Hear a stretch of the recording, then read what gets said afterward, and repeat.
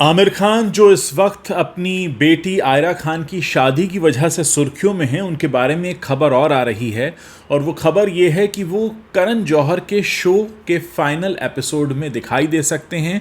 लेकिन ख़ास बात ये नहीं है, ख़ास बात ये है कि आमिर खान करण जौहर के इस शो पर अपना काउच शेयर करने वाले हैं अपनी पूर्व पत्नी किरण राव के साथ। असल में किरण राव और आमिर खान एक साथ किसी भी शो में आने के लिए तैयार नहीं हो रहे थे, लेकिन एक वजह है जिसको ध्यान में रखते हुए दोनों ने तय किया कि हाँ, उन्हें इस शो में एक साथ आना चाहिए।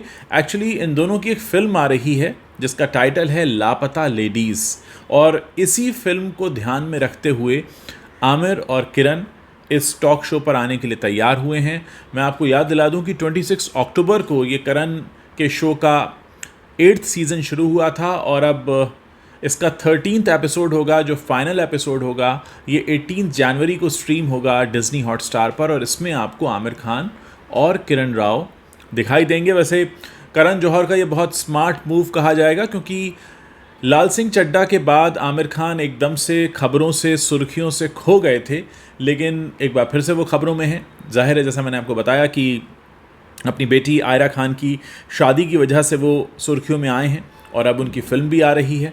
तो इस मौके को बहुत अच्छे से भुनाया है करण जौहर ने। वैसे भी वो माहिर हैं, उन्हें पता है कब कहाँ किसको क्या कहकर बुलाना है और किससे क्या पूछना है। और मैं आपको ये भी याद दिला दूँ कि 2021 में 3 जुलाई को आमिर और किरण ने अपने तलाक़ की अनाउंसमेंट की थी, और उसके बाद ये भी कहा था कि जो उनका बेटा है आज़ाद, उसकी पेरेंटिंग के लिए वो साथ रहेंगे। साथ ही कुछ NGO के प्रोजेक्ट्स हैं उसमें वो साथ रहेंगे, और अब साथ में फ़िल्म भी कर रहे हैं। हाल ही में एक तस्वीर भी सामने आई थी जिसमें दिलीप कुमार साहब के घर पर दिखाई दिए थे आमिर खान नए साल के मौके पर, और उसमें भी किरण उनके साथ दिखाई दे रही थी।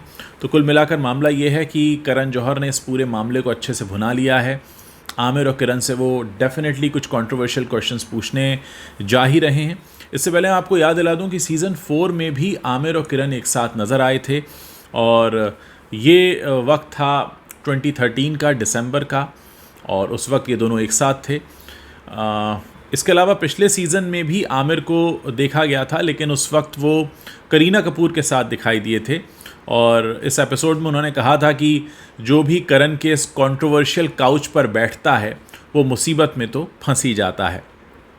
इस बीच शो के पिछले एपिसोड में एक रिकॉर्ड बना था, और वो है सैफ अली खान और शर्मिला टैगोर ने बनाया, क्योंकि इस एपिसोड को एक हफ़्ते में 6.2 मिलियन व्यूज़ मिले हैं। यानी सबसे ज़्यादा देखा गया है सैफ और शर्मिला टैगोर का ये एपिसोड, और इसमें उन्होंने अपनी पर्सनल लाइफ से जो जुड़ी बातें हैं उनको शेयर किया था। सैफ ने बताया था कि कैसे जब अचानक एक दिन उन्होंने अमृता सिंह से शादी कर ली थी तो कैसे उनके माता पिता टूट गए थे, फिर कैसे जब इनका तलाक हुआ तो इनके बच्चों की वजह से, क्योंकि टाइगर पटौदी काफ़ी अटैच थे अपने ग्रैंड चिल्ड्रन के साथ में, और जब अमृता और सैफ ने अलग होने का फ़ैसला किया तो उन्हें काफ़ी दुख हुआ, और इस वजह से क्योंकि उन्हें लगा कि अब ये दोनों बच्चे भी उनसे दूर हो जाएंगे। इन सारी बातों पर बहुत खुलकर चर्चा हुई, और इस एपिसोड का जिक्र इसलिए भी हुआ कि पहली बार कुछ अलग तरह की संजीदा बातें इस शो में सुनाई दी, वरना जिस तरह की बातें होती हैं आप जानते ही हैं, कॉफ़ी विद करण में कुछ सीरियस कभी कुछ होता नहीं।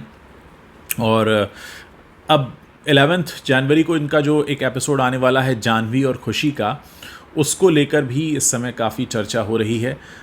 खुशी का करियर भी शुरू हो चुका है नेटफ्लिक्स पर द आर्चीज़ के ज़रिए, और जाह्नवी तो बहुत समय से खबरों में हैं ही। हाल ही में इस शो के प्रोमो को मैंने देखा जिसमें जाह्नवी अपने बॉयफ्रेंड का जिक्र भी कर रही हैं।